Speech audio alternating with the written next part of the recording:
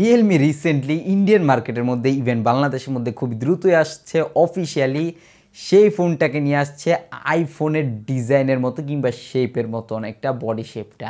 হ্যাঁ, আপনারা ঠিকই ধরেছেন, আজকের ভিডিওতে আমরা রিয়েলমি C35টাকে নিয়ে কথা বলবো, যেটার বডি ফ্রেম দেখে অনেকেই কিনে ফেলবেন এবং অফিসিয়ালি এখন পর্যন্ত বাংলাদেশের মধ্যে না আসলেও এটা খুবই দ্রুত বাংলাদেশের মধ্যে অফিসিয়ালি আসবে। অ্যাকচুয়াল ফোন তেমন বেশি একটা ইন্টারেস্টিং না হলেও কিছু কিছু জিনিসের জন্য এই ফোনটা প্রচুর চলবে।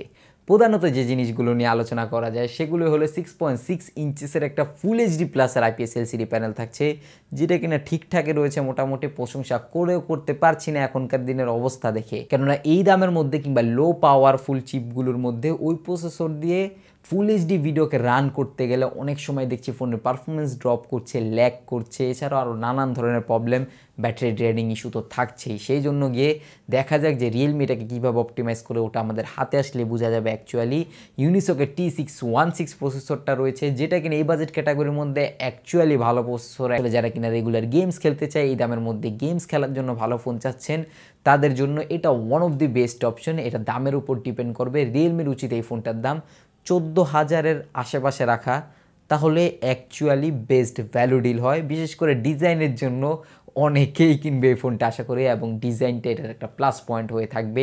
50 মেগাপিক্সেলের একটা প্রাইমারি ক্যামেরা রয়েছে f1.8 অ্যাপাচারের, যেটাই কিনা ইউজেবল। বাদবাকি দুইটা ক্যামেরা শুধুই লাগিয়ে রাখছে 2 মেগাপিক্সেলের ম্যাক্রো এবং 0.3 মেগাপিক্সেলের একটা ভিজিএ ক্যামেরা। আর হ্যাঁ, একটা জিনিস নোট করে রাখবেন, এখানে 50 মেগাপিক্সেলের ক্যামেরা হওয়া সত্ত্বেও ভালো ক্যামেরা আউটপুট পাওয়া যাবে না, এটা কনফার্ম ধরে রাখা যায়। ইউনিসোসের প্রসেসরগুলোকে আমরা লম্বা সময় যাবতীয় দেখছি আইএসপির মধ্যে তেমন বেশি একটা ফোকাস দেয় না। ইভেন স্মার্টফোন ব্র্যান্ডগুলো নিয়েও ওই প্রসেসরগুলোকে তেমন বেশি একটা মডিফাই করে না, বিশেষ করে ভালো ইমেজেস পাওয়ার জন্য।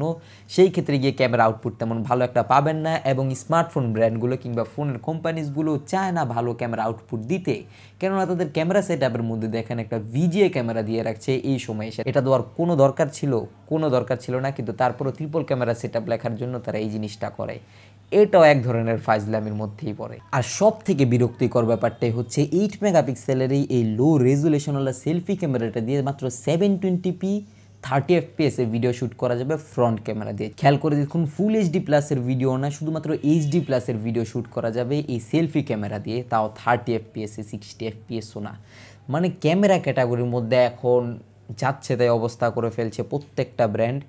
20,000 টাকারও নিচের প্রাইসিংয়ের মধ্যে একটাও ভালো ক্যামেরাওয়ালা ফোন পাওয়া যাচ্ছে না, এবং এটা নিয়ে একটা ডেডিকেটেড ভিডিও আমাদের চ্যানেলের মধ্যে অলরেডি আপলোড হয়ে গিয়েছে। না দেখে থাকলে অবভিয়াসলি আইকারে ট্যাপ করে দেখে আসবেন, কিংবা ডেসক্রিপশন বক্সের মধ্যে চ্যানেলের ফ্রন্ট পেজের মধ্যে আছে, ওখানেও গিয়ে চেক আউট করতে পারেন। বাদবাকি 5000 মিলিঅ্যাম্পের একটা ডিসেন্ট ব্যাটারি রয়েছে 18 ওয়াটের ফাস্ট চার্জিংয়ের সাথে, যেটা নিয়ে কিনা কোশ্চেন করার মতো কিছুই নেই, ডিসেন্ট বলা যায় অ্যাকচুয়ালি। এখন মেন বিষয় হচ্ছে এই ফোনটা কিনবে কারা। যারা কিনা ফিমেল রয়েছে, একটু হলো ভালো ডিজাইন প্রয়োজন, অ্যাট্রাকটিভ ডিজাইন, এই ডিজাইনটা অনেককে অ্যাট্রাক্ট করবে, সেই জন্য গিয়ে এই ফোনটা অনেক পরিমাণ চলবে, এবং গেমার্সদের জন্য যথেষ্ট ভালো পারফরমেন্সও দিবে এই ফোনটা। কিন্তু ক্যামেরা ক্যাটাগরির জন্য যদি নিতে চান, ভালো ব্যাটারি ব্যাকআপের জন্য যদি নিতে চান, সেই ক্ষেত্রে এটা একদমই চয়েস না। আর এখন পর্যন্ত ইউনিসোসের প্রসেসর দেওয়া ফোনগুলোর মধ্যে আপনারা থার্ড পার্টি জি ক্যাম যেটা রয়েছে ওটাকে ইনস্টল করে যে ভালো ক্যামেরা আউটপুট নিয়ে আসবেন, এটাও সম্ভব হচ্ছে না। কিন্তু তারপরে এই ফোনটা অনেক একটা ভালো অপশন অনেকের জন্য, সেটাই হলো এর ডিজাইনের কারণে। এটা প্রচুর চলবে, এটা কনফার্ম বলা যায় যে এর ডিজাইন, এবং একটা বলা যায় যে ব্যালেন্সড প্রসেসরের জন্য, বিশেষ করে যারা কিনা গেমিং পছন্দ করে। কিন্তু এই দামের মধ্যে কিংবা এর থেকেও কম দামে হয়তো বা এখন পর্যন্ত যেহেতু এটা লঞ্চ হয়নি, সেই ক্ষেত্রে বলা যাচ্ছে যে এর থেকেও কম দামই থাকবে Redmi 10C। কিন্তু দুই ক্যাটাগরির ফোন হয়ে গিয়েছে। এই ফোনটা একদমই ডিজাইন যারা কিনা পছন্দ করে তাদেরকে টার্গেট করে, আর ওই ফোনটার ডিজাইন একদমই ভালো না। এই ডিজাইনটা নিয়ে নিচে কমেন্ট বক্সে আপনার কি মতামত এটা জানিয়ে যেতে ভুলবেন না। ভিডিওতে একটি থামস আপ দিয়ে শেয়ার করে ছড়িয়ে দিতে পারেন আপনার সকল বন্ধু এবং পরিবারের সাথে, এবং নিচে সাবস্ক্রাইব বাটনের দিকে খেয়াল করে দেখুন, যদি এখন পর্যন্ত লাল থাকে এক ক্লিকে কালো করে বেল আইকনে অল করে দিন, তাহলে আমাদের সকল ভিডিওর নোটিফিকেশন সবার আগে আপনি পেয়ে যাবেন যখন আমরা নতুন ভিডিওস আপলোড করব। I will catch you guys in the next video. আল্লাহ হাফেজ।